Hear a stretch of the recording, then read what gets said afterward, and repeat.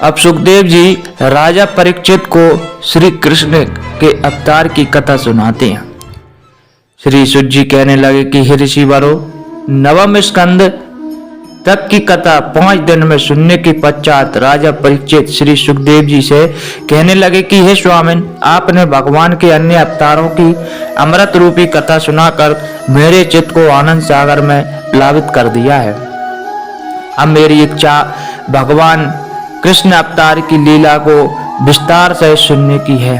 सुकृपा करके उसका भली भांति वर्णन कीजिए, क्योंकि उनकी कथा व लीला सुनने से मनुष्य संसारी दुखों से छूटकर भवसागर पार हो जाता है। राजा परीक्षित की यह प्रार्थना सुनकर श्री सुखदेव जी सोमवार के 6ठे दिन दशम स्कंद की कथा प्रारंभ करके इस प्रकार कहने लगे कि हे राजन, आप धन्य हैं जो भगवान की कथा सुनते सुनते नहीं आगाते हैं। अब मैं आपके सामने उस श्री कृष्ण अवतार की कथा का वर्णन करता हूँ, जिसके सुनने से मात्र से मनुष्य संसारी सुखों को भोकर अंत में वैकुंठ में वास करते हैं।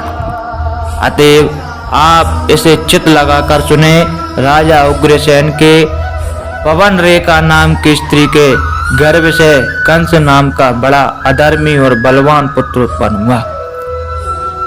हे राजन, वह अपने पिता को कैद कर स्वयं मथुरा का राजा बन गया था।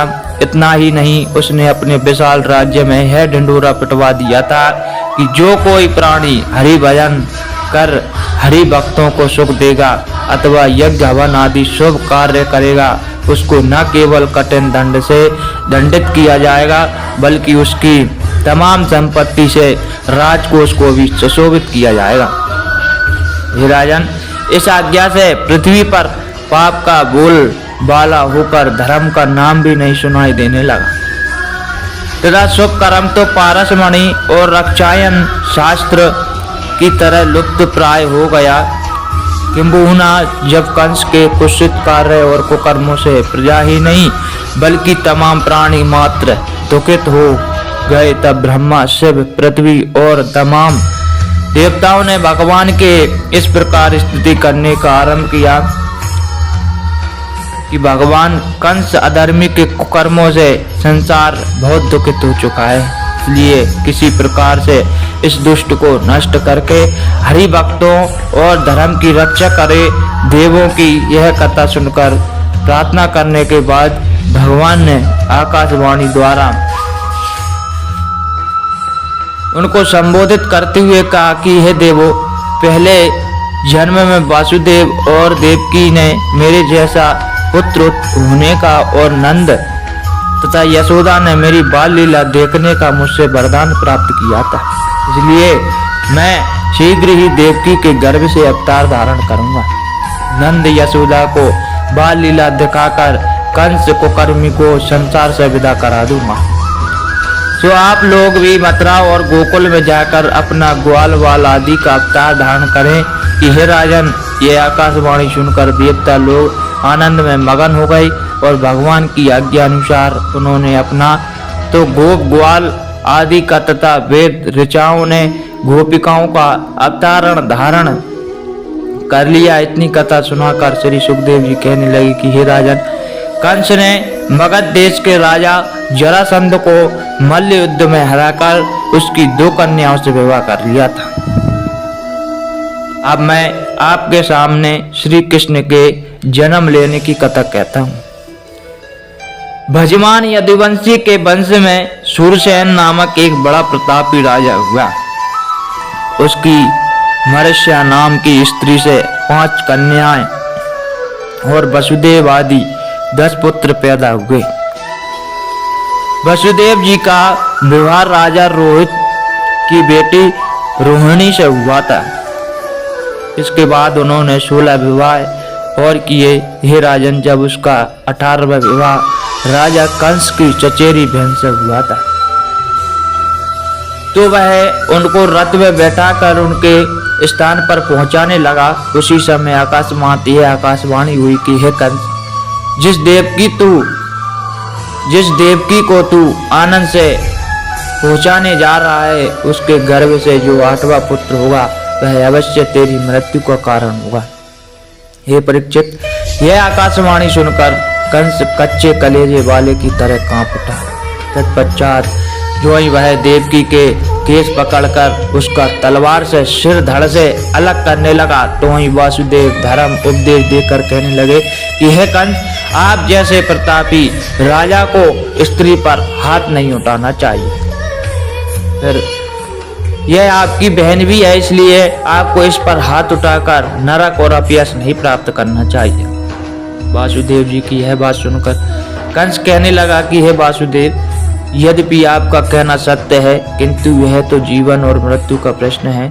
जो आत्मान संतत रसेत दारे रपि धनरपि, इस कहावत से जहाँ जीवन का प्रश्न हो वहाँ धर्म अधर्म की परवाह नहीं करनी चाहिए। इसलिए देवकी को मारकर अपनी मृत्यु के भय से मैं सदा के लिए मुक्त हो जाऊंगा। अतएव आप मुझे इस कुत्सित कर्म से न रोककर अपने प्राणों की रक्षा करने दीजिए। तब वासुदेव जी कहने लगे कि हे राजन, यदि आपका कहना सत्य भी मान लिया जाए तो भी देवकी वध करने योग्य नहीं है, क्योंकि आकाशवाणी के अनुसार आपकी मृत्यु देवकी से नहीं बल्कि 8वीं संतान से होगी। किंतु मैं आपसे प्रतिज्ञा करके कहता हूँ कि न केवल देवकी की 8वीं संतान बल्कि प्रत्येक संतान पैदा होते ही आपकी सेवा में उपस्थित करता रहूंगा। अतएव देवकी को जीवन दान देकर संसार में यश और धर्म की भागी बनिए।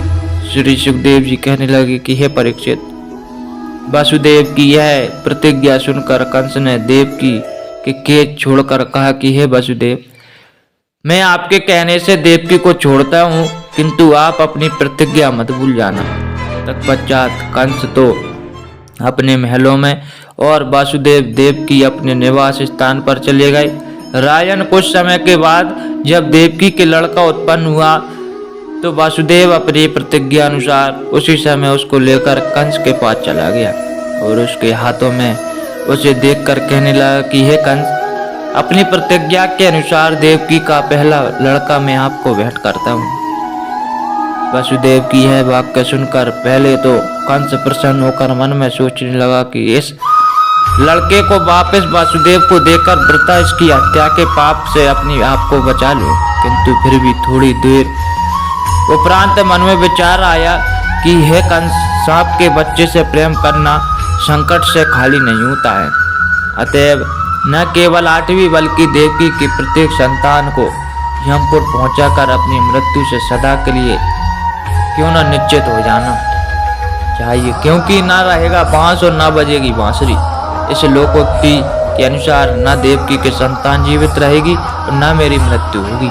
हे राजन, ऐसा मनोविचार करके कंस ने उस अकोद देवकी के बालक को पत्थर पर देकर पूर्णांत कर दिया और साथ ही वासुदेव और देवकी को कारागार में कैद करने का आज्ञा पत्र वितरित कर दिया तथा बकासुर, अलंब, अगासुर और केशी आदि राक्षसों को बुलाकर कहने लगा कि हे मित्रों, मैं आकाशवाणी तथा नारद जी से सुना है कि पृथ्वी का भार उतारने के लिए और भक्तों को सुख देने के लिए भगवान भूतल पर शीघ्र अवतार धारण करने वाले हैं। अतएव तुम लोग साधु संत और अन्य हरिभक्तों को सताकर जहाँ तक हो सके अधर्म का प्रचार कर